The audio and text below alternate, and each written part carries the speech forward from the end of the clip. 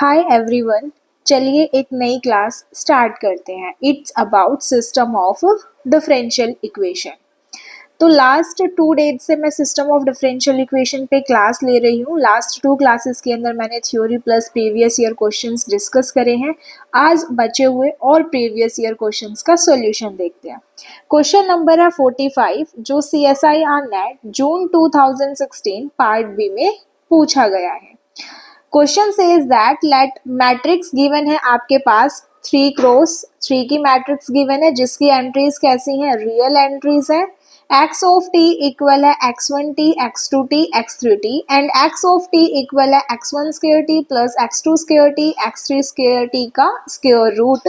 Then any solution of first order system of ordinary differential equation. ये आपके पास system given है। System कैसा है? होमोजीनियस सिस्टम है और ये आपके पास 4 ऑप्शंस गिवन है।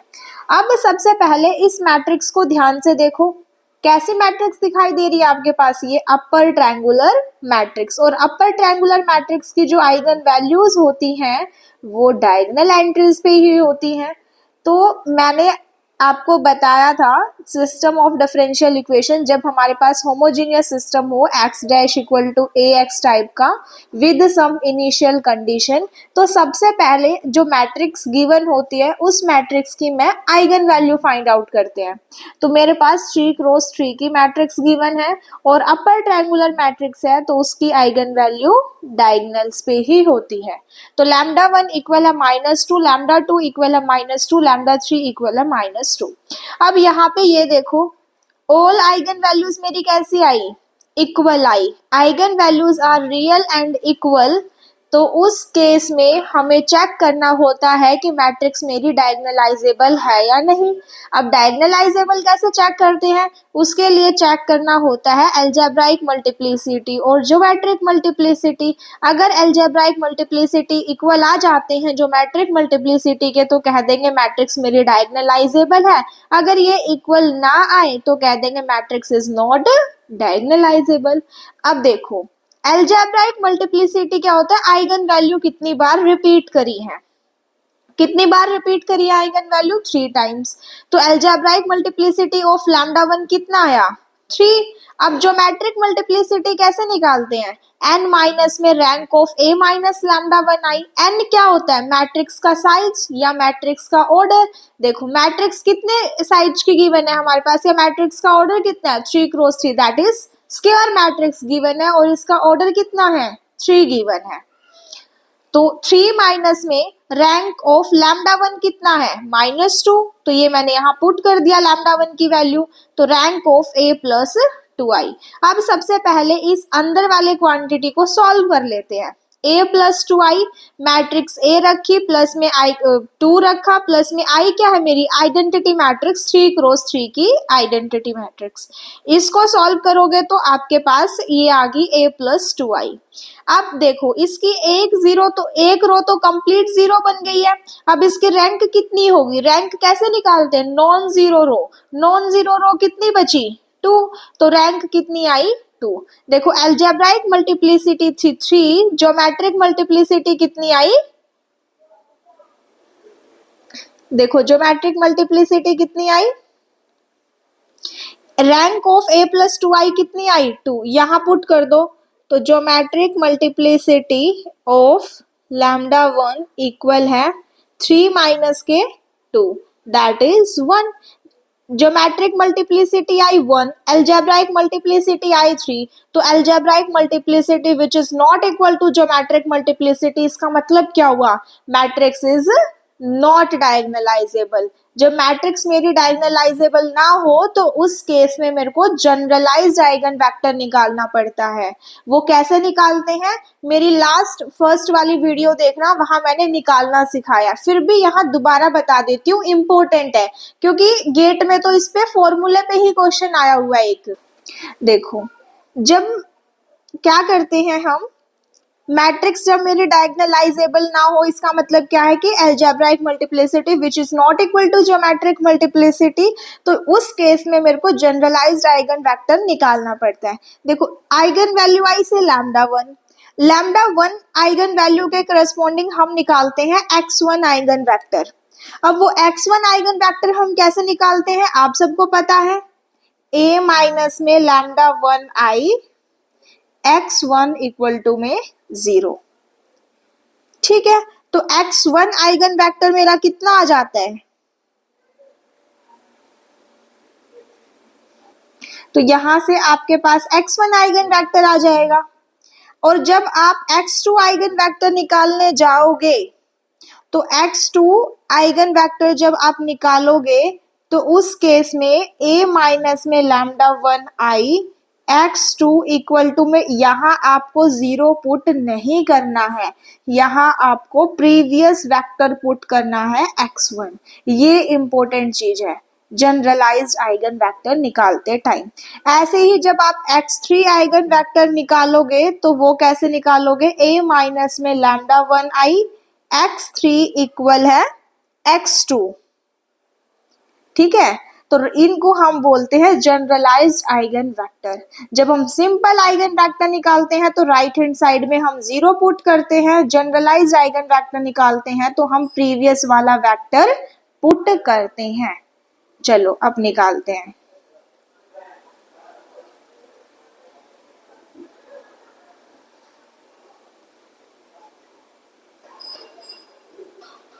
सबसे पहले फर्स्ट आइगन वेक्टर निकालेंगे तो कैसे निकलेगा, a माइनस में lambda one I x1 equal है 0। a माइनस में आइगन वैल्यू कितनी है मेरी, -2, that is 2। i x1 equal है 0। a मैट्रिक्स रखो, मैट्रिक्स a क्या है, जिसकी एंट्रीज क्या है, -2 1 0, -2 1 0, 0 -2 1 0 0 -2, प्लस में i क्या है मेरी आइडेंटिटी मैट्रिक्स है और उसको 2 से मल्टीप्लाई करोगे तो 2 0 0 0 2 0 0 0 2, और इनटू में क्या है x1 वेक्टर इक्वल है 0।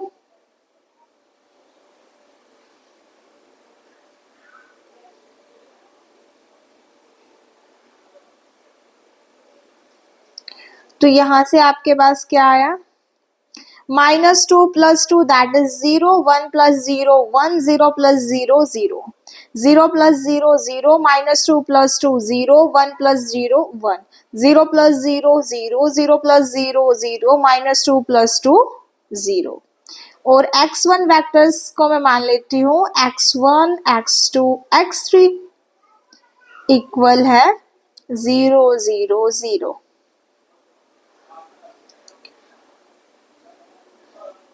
यहां से देखो,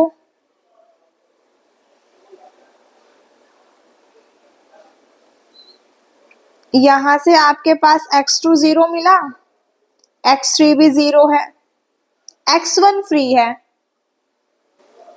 x2 और x3 0 आ गए और x1 क्या है, फ्री है, तो x1 को मैंने लेट कर लिया 1। तो आपका x1 वेक्टर क्या बना, 1 0 0। अब जब आप x2 वेक्टर निकालोगे तो x2 वेक्टर क्या बनेगा आपका,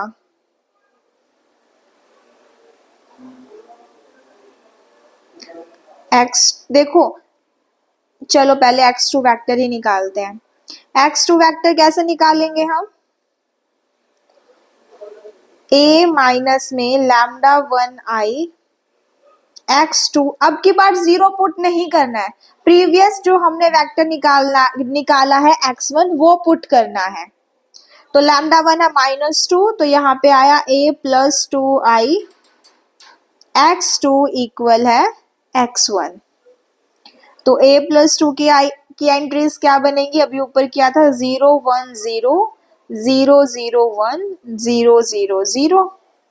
x2 की एंट्रीज लेट कर लिया x1 x2 x3, x1 कितना है 1 0 0। यहाँ पे फिर से देखोगे कि x2 भी 0 x3 भी 0, x1 फ्री है तो x1 को मैंने 1 लेट कर लिया, तो आपका x2 आइगन वेक्टर क्या निकल के आया 1 0 0। सिमिलरली ऐसे ही आपका x3 आइगन वेक्टर कैसे निकलेगा, वो आ जाएगा a माइनस के लैम्डा 1 i x3 इक्वल है x2। राइट हैंड साइड में x2 पुट करोगे अब, तो जब आप इसको सॉल्व करोगे तो x3 आइगन वेक्टर आपका यही आ जाएगा 1 0 0। ठीक है, अब आप इसका सॉल्यूशन कैसे लिखोगे, x1 के करस्पॉन्डिंग आपको सॉल्यूशन क्या मिलेगा, x1 इक्वल है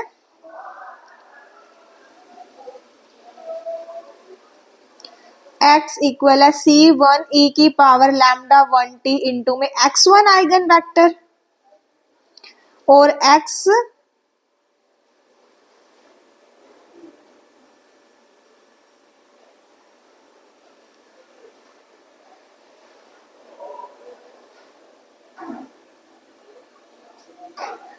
x सेकंड में क्या बनेगा c1 c2 e2 की पावर लैम्डा 1t। फर्स्ट वाले वेक्टर को हम x1 को t से मल्टीप्लाई करेंगे, सेकंड में x1। अब x3 आइगन वेक्टर कैसे लिखेंगे, c3 e की power lambda 1t x1 t square by 2 factorial plus में x2 t प्लस में x3। अब देखो, अब सॉल्यूशन का पाथ हमारा चाहे कुछ भी बने, सॉल्यूशन की फॉर्म चाहे कुछ भी बने, आइगन वैल्यूज हमारी कैसी हैं, नेगेटिव है ना, -2 -2 -2, और t गोज टू इंफिनिटी पे पूछा गया है। t गोज टू इंफिनिटी पे जब आप करोगे तो सॉल्यूशन कहाँ अप्रोच करेगा, 0 पे अप्रोच करेगा। दैट्स वाई ए ऑप्शन मेरा करेक्ट था और ये बाकी के 3 ऑप्शन मेरे रॉन्ग थे। ये सॉल्यूशन आपको निकालने की नीड भी नहीं थी, आपको यहीं से पता चल जाता आइगन वैल्यू नेगेटिव है और सॉल्यूशन का फॉर्म क्या होता है उसी से। देखो यहाँ पे लैम्डा 1 की आप कुछ भी पुट करोगे, लैम्डा 1 कितना है आपका, वो है -2, और t गोज टू इंफिनिटी करोगे तो साथ में चाहे कुछ भी हो, t गोज टू इंफिनिटी करने पे आपका सॉल्यूशन 0 को ही अप्रोच करेगा। ठीक है, दैट्स वाई इसका ए ऑप्शन करेक्ट है, बी सी डी ऑप्शन मेरे रॉन्ग है। So moving on to the next question. Next question जो है वो CSIR NET June 2014 part B में पूछा गया है। Question says that consider the initial value problem y dash t equal है ay प्लस में by। सिस्टम गिवन है आपके पास y डैश इक्वल है ay with some initial condition y at 0 equal है y naught where a is a matrix जिसकी entries कैसी हैं, रियल। 2 क्रॉस 2 के मैट्रिक्स गिवन है a और b। y ऑफ t आपसे सॉल्यूशन पूछा गया है और ये 2 ऑप्शन आपके पास गिवन है। सॉल्यूशन देखते हैं क्या होगा। सिस्टम क्या गिवन है, y डैश इक्वल है, यहां से y कॉमन ले लो तो a plus b y. By variable separate हो जाएंगे बोथ साइड, तो वेरिएबल सेपरेट कर दो।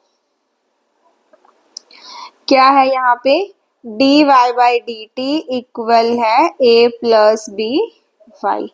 जब आप वेरिएबल सेपरेट करोगे तो dy बाई वाई इक्वल है a प्लस बी इंटू में dt। अब आप कर दो बोथ साइड इंटीग्रेशन। इंटीग्रेशन करोगे तो डी 1 बाय वाई का इंटीग्रेशन क्या होता है, log y इक्वल है a plus b t plus में विद सम कांस्टेंट आएगा, से कांस्टेंट मैंने सी ऐड कर दिया। अब इस कांस्टेंट की वैल्यू निकालने के लिए देखो ये बोला है y at 0 equal to y naught है, t 0 है, t 0 हुआ और y नोट, तो c की वैल्यू कितनी आई, y नोट आई। तो जब आप ये पुट करोगे y एट 0 इक्वल है y नोट, तो यहां से c की वैल्यू कितनी आ जाएगी, log ऑफ y नोट।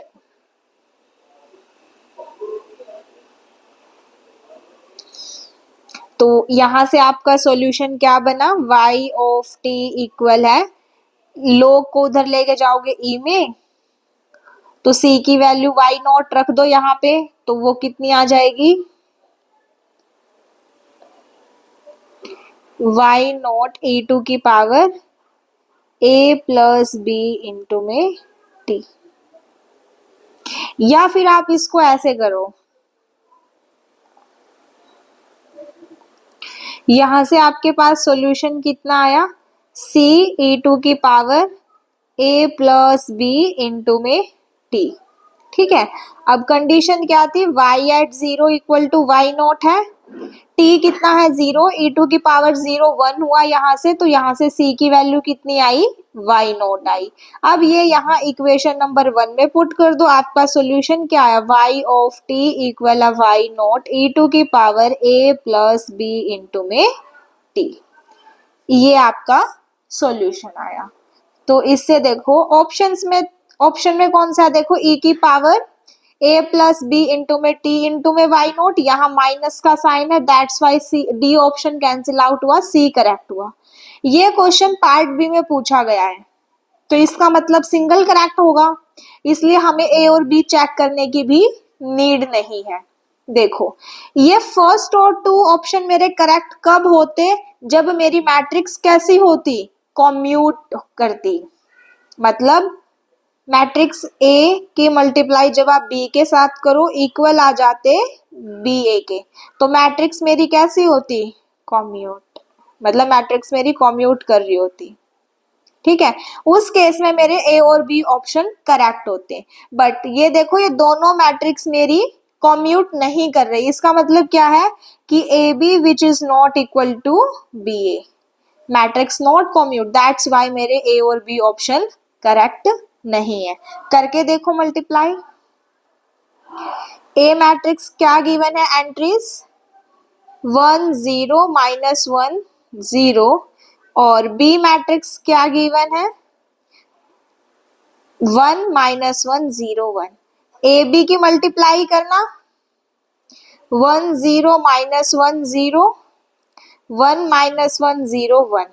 कैसे करते हैं मल्टीप्लाई, याद है ना, फर्स्ट रो की फर्स्ट कॉलम के साथ, 1 into 1 1, 0 into 0 0, 1 into minus 1 that is minus 1 0, second row की इसके साथ minus 1, 0 into 0 minus 1 that is 1 0, ये आया।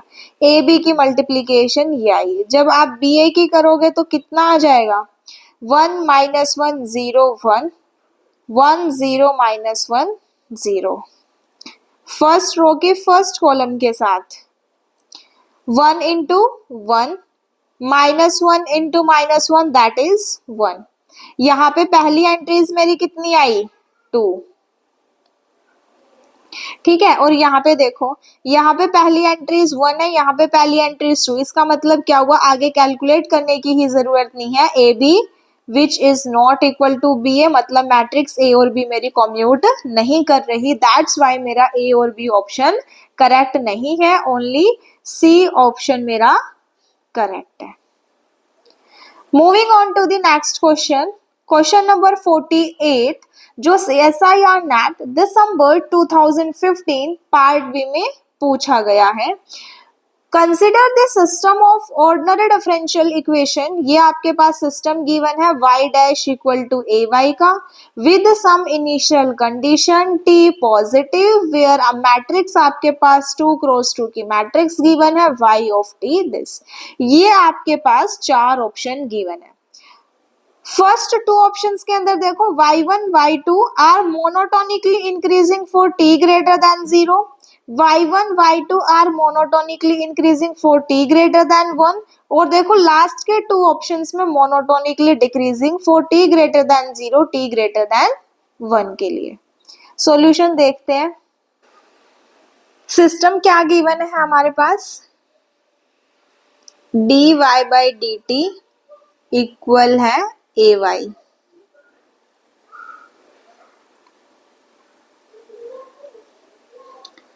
D y by d t equal है, मैट्रिक्स ए क्या गिवन है, ये देखिए माइनस 1 1 0 माइनस 1, वाई क्या है, y1 t y2 t,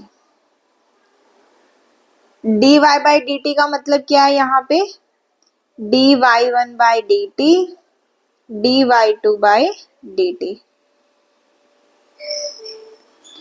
equal है, यहाँ पे फर्स्ट रो की कॉलम के साथ मल्टीप्लाई करोगे तो माइनस के y1 प्लस के y2 और माइनस के y2। और अब इनिशियल कंडीशन देखो क्या गिवन है, y at 0 equal to 0 1, y of t ये है, तो t 0 पुट करोगे तो y1 एट 0 इक्वल है 0, y2 एट 0 इक्वल है 1। इनिशियल कंडीशन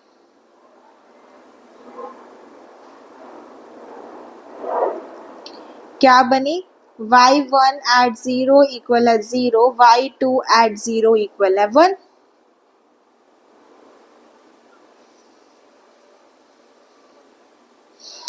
अब यहां से देखो मेरा सिस्टम क्या बनेगा, dy1/dt का मतलब क्या है, y1 डैश,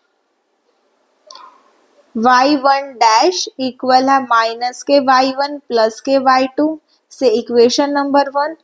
dy2/dt का मतलब क्या है, y2 डैश इक्वल है माइनस के y2, y2 dash plus k y2 equal to 0। First order first degree homogeneous differential equation है, तो इसका सॉल्यूशन क्या बनेगा, y ऑफ 2 इक्वल है c e2 की पावर माइनस t। c की वैल्यू निकालने के लिए इनिशियल कंडीशन है y2 eight 0 equal to 1, y2 1 है, इक्वल e2 की power 0 1, that is c equal to 1। तो यहां से y2 कितना आया, e2 की power minus t।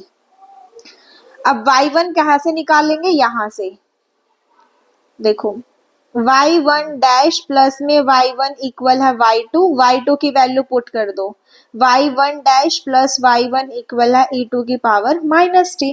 First order first degree differential equation है नॉन होमोजीनियस की, तो इसका पीआई भी निकलेगा।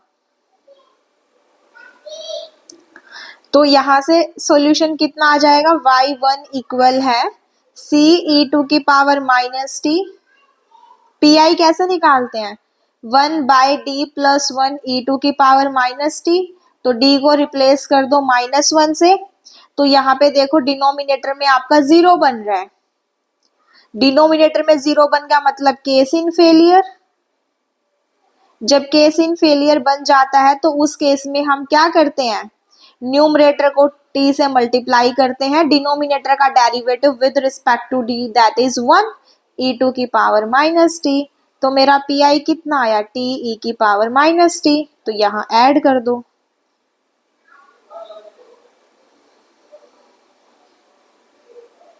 प्लस में t e2 की पावर माइनस t, ये y1 की वैल्यू आई। अब देखो ये c की वैल्यू आप निकाल सकते हो, y1 एट 0 पे 0 है, दैट इज c1 0 हो गया, तो y1 कितना मिला, t e2 की पावर माइनस t, ये y1 की फाइनल वैल्यू आई। y1 ये है, y2 ये है।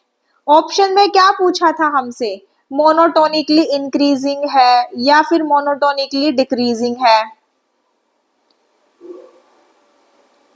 Monotonically decreasing, monotonically decreasing.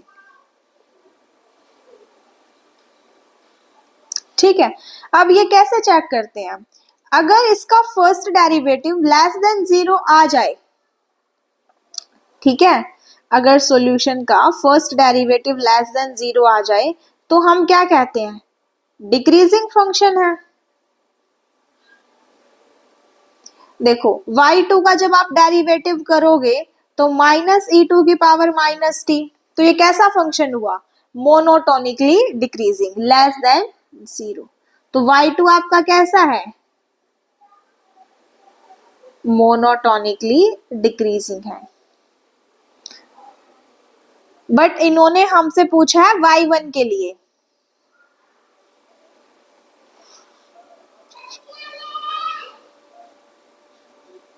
देखो y2 मोनोटोनिकली इंक्रीजिंग बोला है, ये गलत हुआ, y2 मोनोटोनिकली इंक्रीजिंग है, ये गलत हुआ। देखो अब मोनोटोनिकली डिक्रीजिंग है y2, तो y1 को भी चेक कर लेते हैं।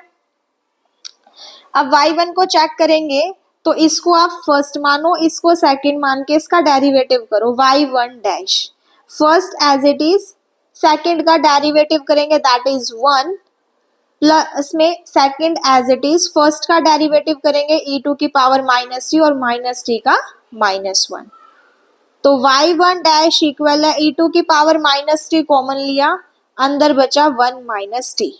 अब देखो अगर ये फर्स्ट डेरिवेटिव मेरा लेस देन 0 हो जाता है तो हम कहते हैं मोनोटोनिकली डिक्रीजिंग फंक्शन है फॉर t ग्रेटर देन 1 के लिए, सॉरी t ग्रेटर देन 1 के लिए।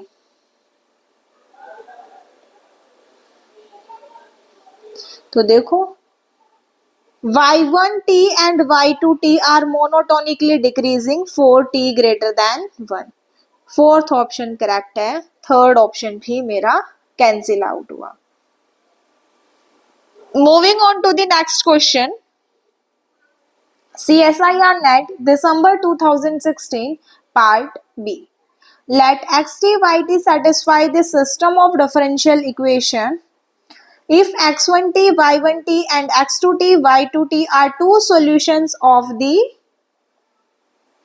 then d phi by dt क्या होगा। ये आपके पास चार ऑप्शन गिवन, आपके पास कैसा सिस्टम गिवन है, लीनियर सिस्टम गिवन है, ठीक है। अब देखो इन्होंने बोला है x1 y1 x2 y2 solution है इस डिफरेंशियल इक्वेशन के। अब सॉल्यूशन है तो वो इसको सेटिस्फाई भी करेंगे, सेटिस्फाई करेंगे तो क्या बन जाएगा, dx1 by d t equal है minus k x1 plus k t y one, d y one by d t equal है टी एक्स वन माइनस के वाई वन, और एक्स टू वाई टू भी सॉल्यूशन है तो वो भी इसको सेटिस्फाई करेंगे, तो d x two by d t equal है minus k x two plus में t y two, d y two by d t equal है टी एक्स टू माइनस के वाई टू। अब फाई ऑफ टी ये, और हमें value किसकी निकालनी है, d phi by d t की। फाई ऑफ टी क्या है, x one t y two t minus में x two y one t, इसका डेरिवेटिव कर दो with respect to t, d phi by d t, तो x one y two dash, देखो इसमें फर्स्ट इसमें second, first as it is second का derivative plus में second as it is first का derivative x one dash y two. Similarly यहाँ पे first और second, first as it is second का derivative y one dash plus में, यानी कि माइनस बाहर है तो माइनस हो गया, second as it is first का derivative x two dash y one. अब इनकी वैल्यू पुट कर दो, कहां से वैल्यू पुट करोगे, यहां से, ये रखी x1 डैश की वैल्यू, y1 डैश की वैल्यू, x2 डैश की वैल्यू, y2 डैश की वैल्यू, यहां पुट कर दो D five by d t की वैल्यू आ जाएगी। पुट करोगे तो कितना आ जाएगा यहाँ पे, d five by d t equal है x1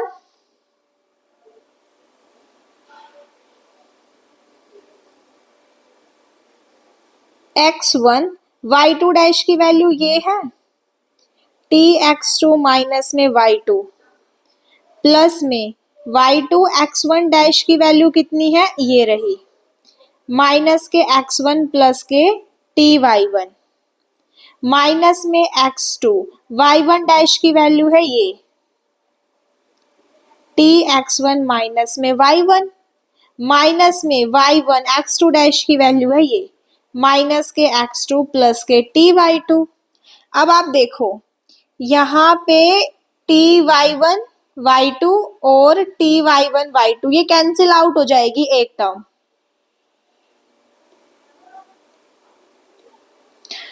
T x one x two वाली कैंसिल आउट हो जाएगी इससे, t x one x two वाली से, ठीक है। यहाँ पे ये पॉजिटिव में है t y one y two, यहाँ पे t y one y two यहाँ नेगेटिव में है, तो यहाँ से d five by d t आपका क्या बचेगा,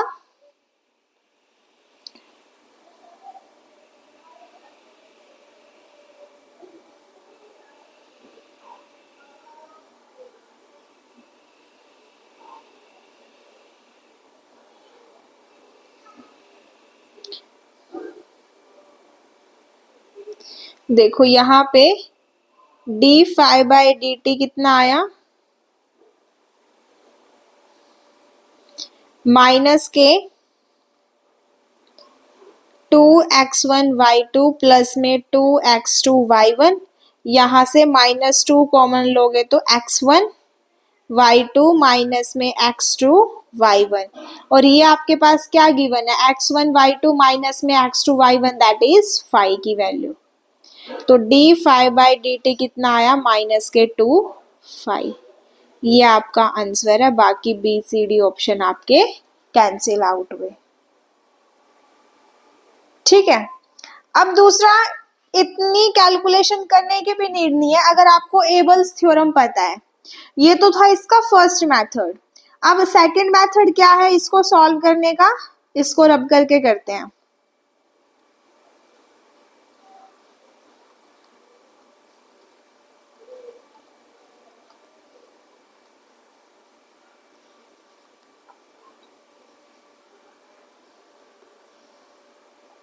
यहाँ पे -2 5 था। सेकंड मेथड क्या है सॉल्व करने का, आपके पास फाइ टी क्या गिवन है, फाइ टी इक्वल है x1 y2 माइनस में x2 y1। बेसिकली ये है क्या, डिटर्मिनेंट ही तो है, x1 x2 y1 y2 का, x1 y2 माइनस में x2 y1। एबल्स थ्योरम क्या कहती है, बाय एबल्स थ्योरम सिस्टम है x dash equal to ax type का। ठीक है, तो इसका जो सॉल्यूशन, अब देखो यहाँ पे मैट्रिक्स ए क्या बनेगी हमारी इसके अकॉर्डिंग, -1, टी का y का कोफिशिएंट है t, यहाँ पे x का कोफिशिएंट है t, और यहाँ पे है -1। तो यहाँ पे ट्रेस कितना आया, डायगोनल एलिमेंट्स का सम दैट इज -2। अब सॉल्यूशन कैसे लिखते हैं, फाइ ऑफ t इक्वल है e2 की पावर इंटीग्रेशन ट्रेस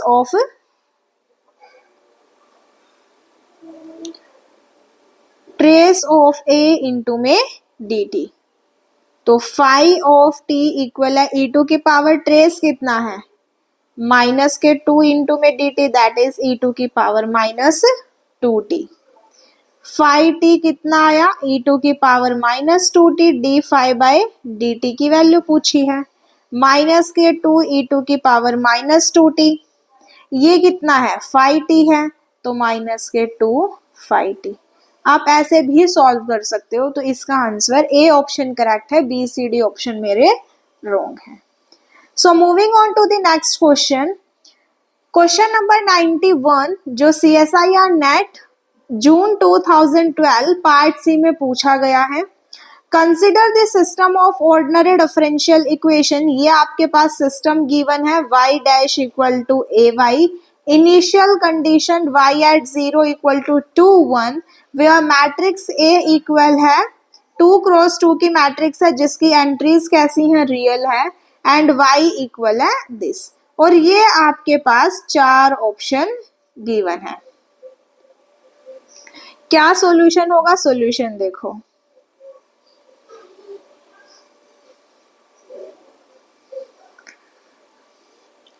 देखो सिस्टम क्या गिवन है, y डैश इक्वल है ay, y डैश का मतलब क्या है, dy1/dx।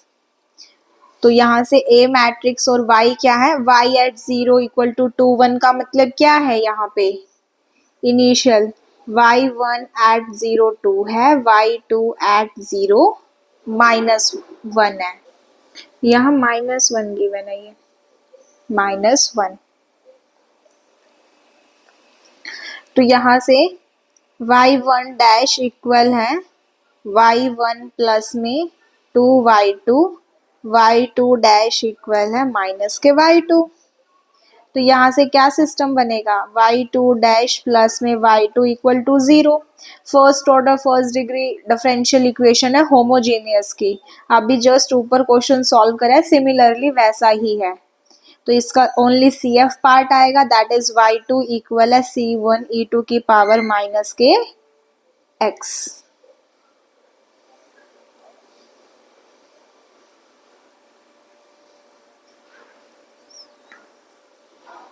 y2 एट 0 पे क्या गिवन है, -1, तो यहां से c1 की वैल्यू आ गई -1, तो y2 सॉल्यूशन क्या बना, -e2 की पावर -x।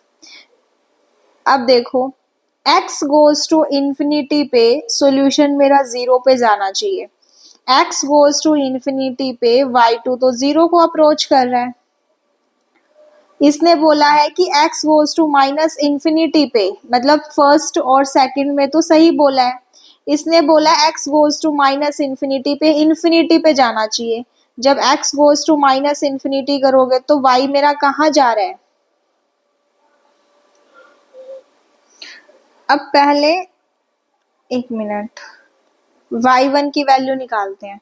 y1 यहां से निकलेगा, y2 रख दोगे आप, तो y1 डैश माइनस के माइनस में y1 इक्वल टू y2 कितना आया, -e2 की power -x। First order first degree differential equation non homogeneous की, तो इसके अंदर पीआई भी निकालना पड़ेगा। तो इसका सॉल्यूशन क्या बनेगा, y1 इक्वल c2 e2 की पावर x प्लस में e2 की पावर -x। कंडीशन क्या गिवन है, y1 एट 0 पे 2 है, y1 एट 0 पे 2 है, तो यहां से c की वैल्यू कितनी आई, c2 इक्वल है 1। तो आपका y1 सॉल्यूशन क्या बना, e2 की पावर x प्लस में e2 की पावर -x।